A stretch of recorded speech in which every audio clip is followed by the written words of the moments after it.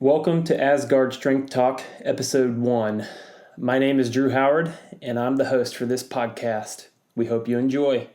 Oh, and the magic happens. All right. Asgard Strength Podcast, Episode 1. I figured that we could do, just a general intro and let everybody know a little bit of background information about who we are. So if you want to tell everybody a little bit about yourself and what you're passionate about. All right. I get to kick it off. Nice. Absolutely. Right. So, my name's Daniel Wedding. You can follow me on Twitter or Instagram, one of the two. We'll try to see if we can attach it somewhere on there because I can't quite remember my handles right now. But my undergrad's in sports science.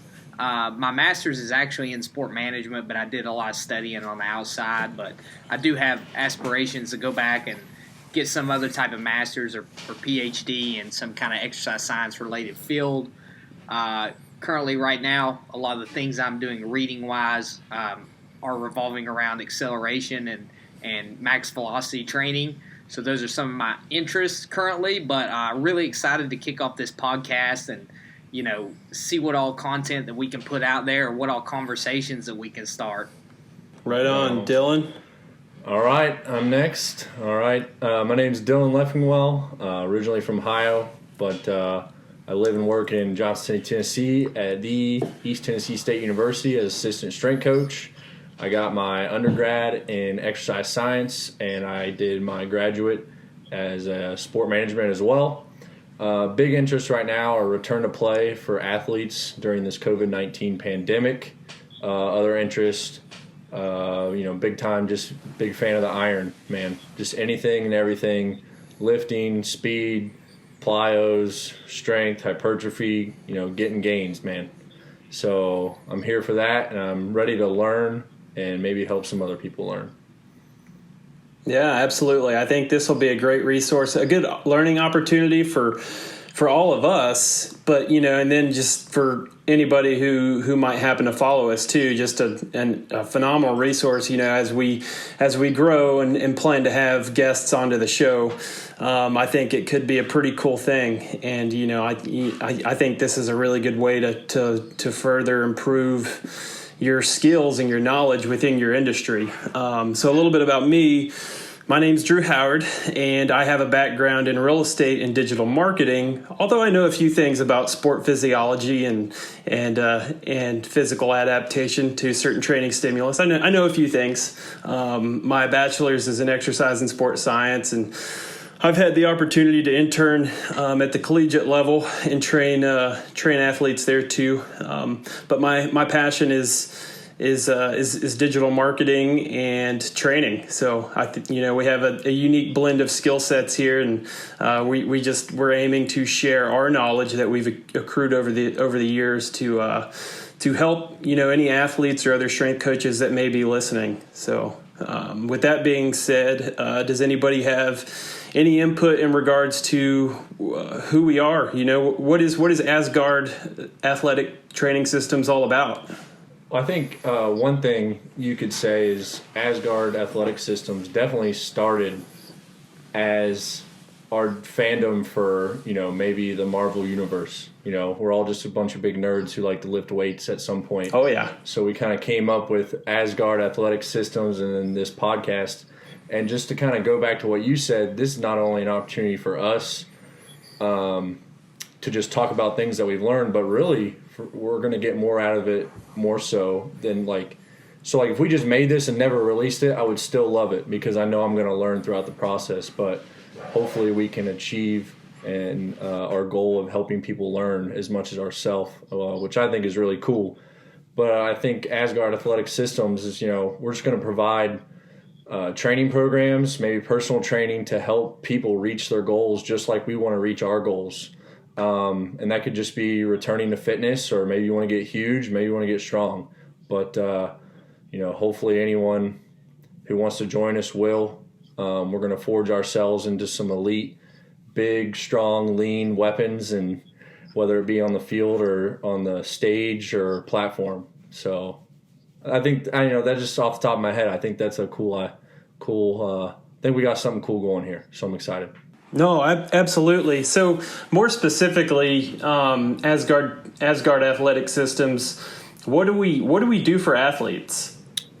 I'll go ahead and kind of toss in my 2 cents on kind of what I see Asgard Athletics in. And, like Dylan said, we're all looking to train and get the most out of it. And we're almost kind of use our own selves as guinea pigs. I mean, I'm trying to be an All-American in any YMCA basketball league. No doubt. No doubt. That's a good way to go. But, for me, I think you're listening to a podcast and you got guys that are putting content out there that are kind of well invested. We've had time coaching, we've had time to work on ourselves, but also on top of that, we just really believe in like an evidence-based approach. I mean, these are, we're a group of guys that have put time in, not only in the weight room, but in our education and in our continuing education as well. And we want to provide a good resource and opportunity for others to be able to utilize and enhance, whether it be their athleticism or their knowledge in general. 100. Awesome. That's a great answer. Now, so you guys, we've hit on, who we are as Asgard and kind of what we want to do. We want to be a resource for athletes, that sort of thing. You want to help other athletes, improve their potential and become powerful forces on the field. Asgard, we create powerful beings, human beings. So why do we do what we do? What's our why? What's driving us? I think for me, what drives me to my why to help athletes be their best was my experience where I lost my ability to play my senior year because of a low back injury, and that was just reoccurring over time. Constantly injuring my lower back, not really doing anything about it. People just saying, take a week off, you'll be fine. So I think the why for me and why I do what I do is so that doesn't happen for another kid, whether it be high school, college, or whatever, or just someone who, like Daniel said, they just love playing YMCA basketball. So I want people to be able to do the things that they love, and I'd say that's my why. I want to provide evidence-based approaches with some practical experience and combine those to give everyone the best possible training or tools they need to do what they love. So it's not only to just hopefully help them to perform the best to their physical ability on the field, but to also hopefully provide them with longevity in sport. Most definitely. You said it correctly. Yeah. That's cool. That's pretty cool. Well, do you guys think that's a pretty good basis as to what Asgard's all about? Is there anything else? Anybody have any other thoughts? Anything else that our audience might want to know about Asgard?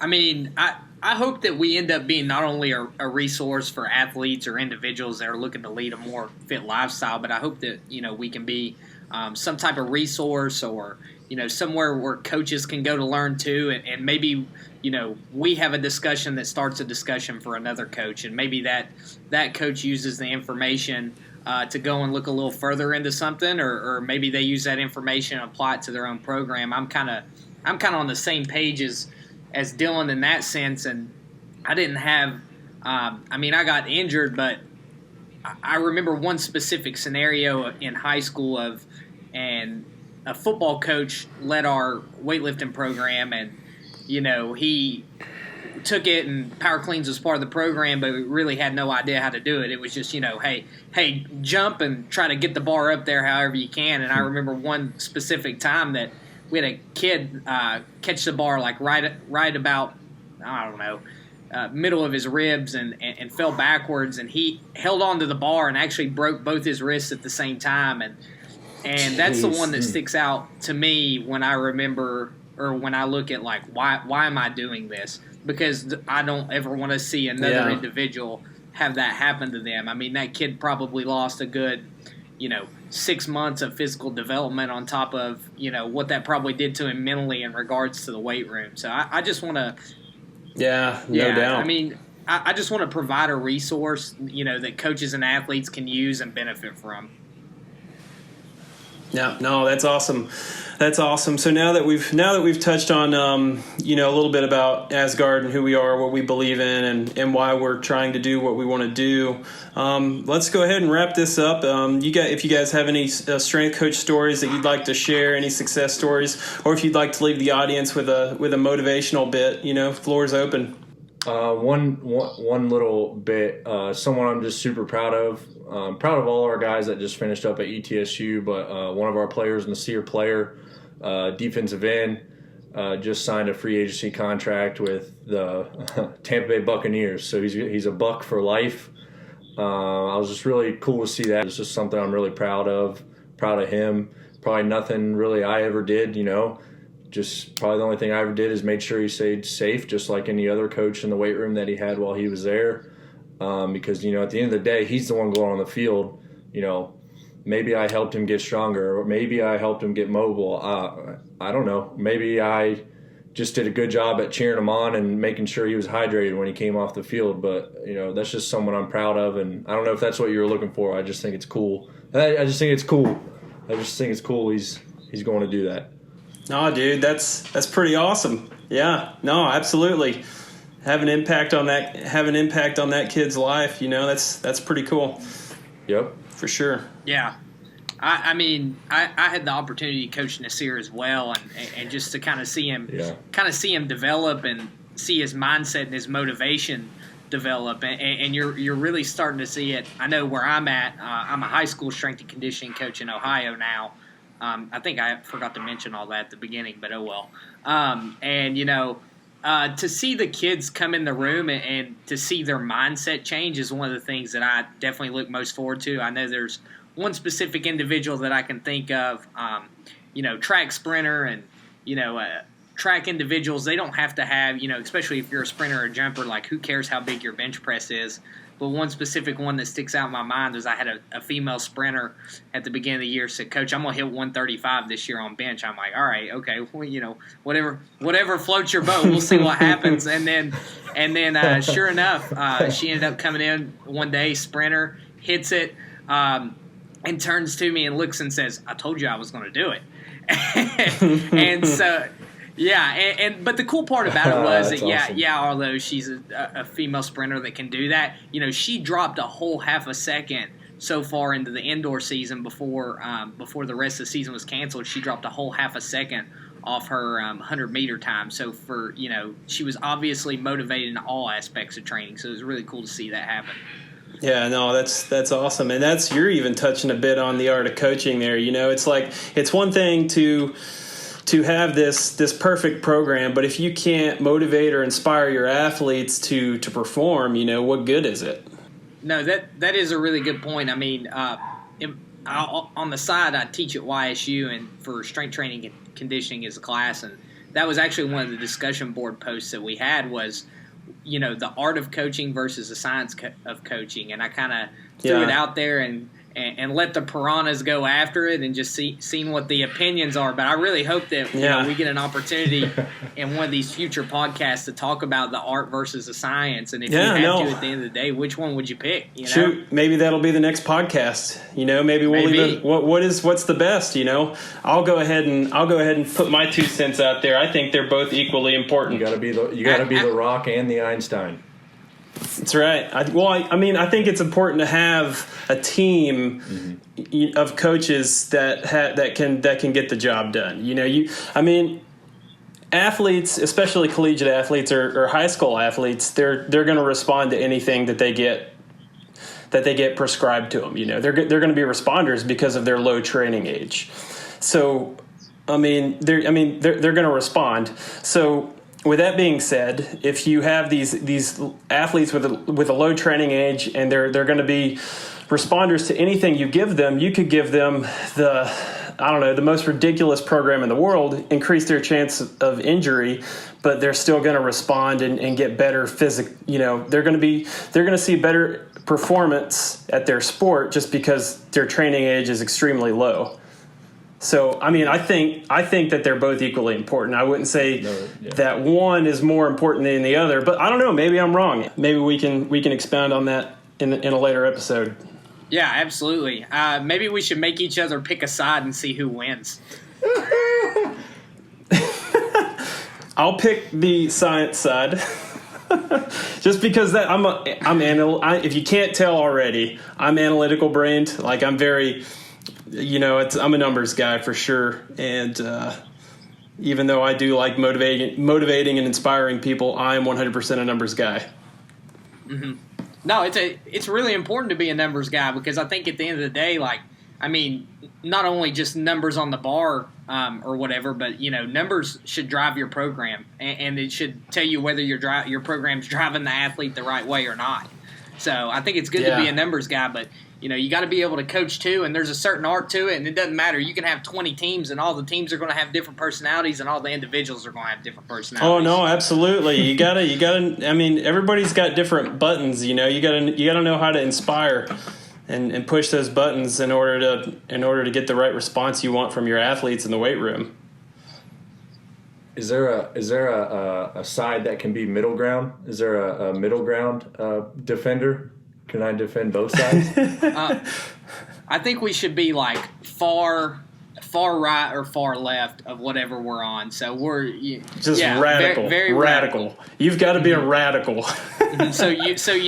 You're really good at motivating people, but you don't know a lick about the weight room. And then you